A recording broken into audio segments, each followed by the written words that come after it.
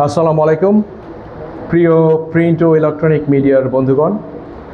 Border guard Bangladesh Sarail region এর আওতাধীন কুমিল্লা সেক্টরের অধীনস্থ ফেনী ব্যাটালিয়ন 4 বিজিবির পক্ষ থেকে আপনাদেরকে সবাইকে জানাই আন্তরিক ধন্যবাদ আপনারা কষ্ট করে এখানে আসার জন্য।